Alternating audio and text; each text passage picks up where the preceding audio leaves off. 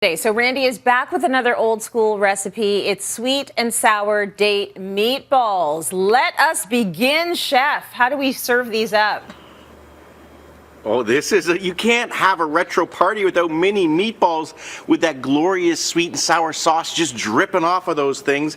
This you would think is a meatball recipe, Tracy, but really at the heart of it, it is a sauce recipe. So we are going to start our sauce with the Holy Grail. I love to call olive oil and butter combination. That's kind of my go-to.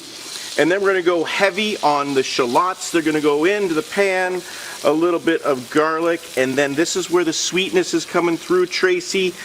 Tell me you love dates. I do love dates, actually. But when I saw them involved in this recipe, I was like, is the meatball made of dates? But no, it's the sauce. Very interesting. Yeah, it's a sauce. You know what? You could put it in. I saw a couple lamb meatballs where they were doing this, but I wanted to focus on the sauce here and make that dates because they're just this magical little fruit. They're kind of the sweetness going on, but they'll also add a little bit of thickness to the sauce is what we're kind of looking for here. So once we get the garlic and the shallots and the dates all working in that pan under some medium heat, and my meatballs are a little different from everybody else's because I don't put an egg in there, Tracy. Everybody wants to put an egg in there because they think it's going to hold together, but I feel like it gets spongy then, and I want them just to be free and soft and kind of just melt in your mouth. So that's what we're going for. A little bit of salt in there, and then we're going to drop them into the pan. Now this is the critical point. You don't want to smash them around. You just kind of want to pick it up and just kind of massage them in there.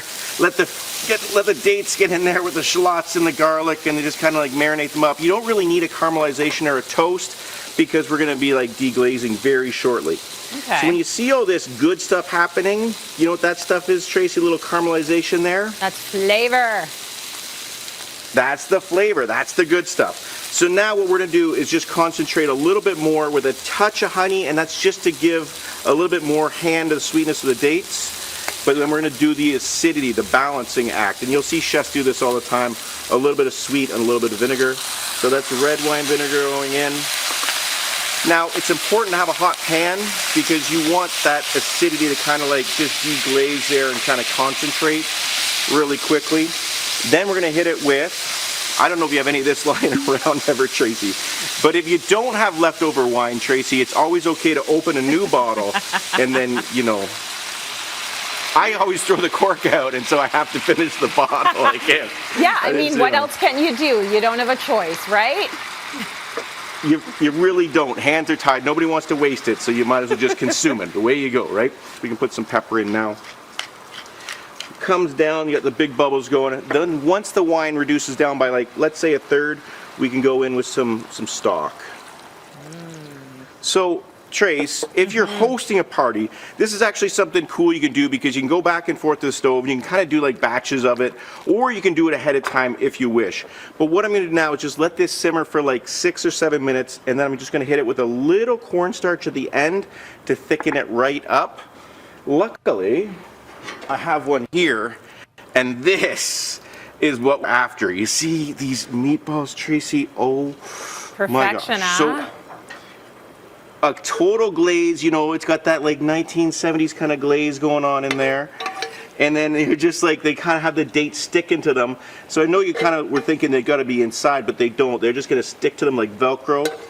But we're missing a few key pieces here. So 2 more things before we get this finished. You want to put this in a skillet so you can actually put it back on if you need to reheat it. But the most important thing, Tracy, is the garnish. Okay. You know what the garnish is, right? Are you putting the little toothpicks in? Oh, it's very important. Don't even bother serving them without the toothpicks. You know what I mean? You could do that. You could put it on the side, but why would you do that? You got to do the hard work for the people, right? You put the toothpicks in there, and let's not forget a nice little bit. I'm going chervil today because I'm extra fancy. I'm not going parsley. Right at the handle like that. And Tracy, that right there is my kind of party. Check it out. Between the shrimp cocktail and the meatballs, they're going to be the most popular things that you put out. And here's the thing, putting those little toothpicks in the meatball, you're actually guaranteeing that people are a little bit more sanitary because they don't have to mess around in there. Just pick up the toothpick and go for it and move along, right? Go Just- for it, buddy. Oh, yeah. Sweet and sour date meatballs, done by the Retro King. Thank you, Randy. Looks amazing. A big reminder, you can find all of the recipes from today's show and every show on our website, cityline.tv.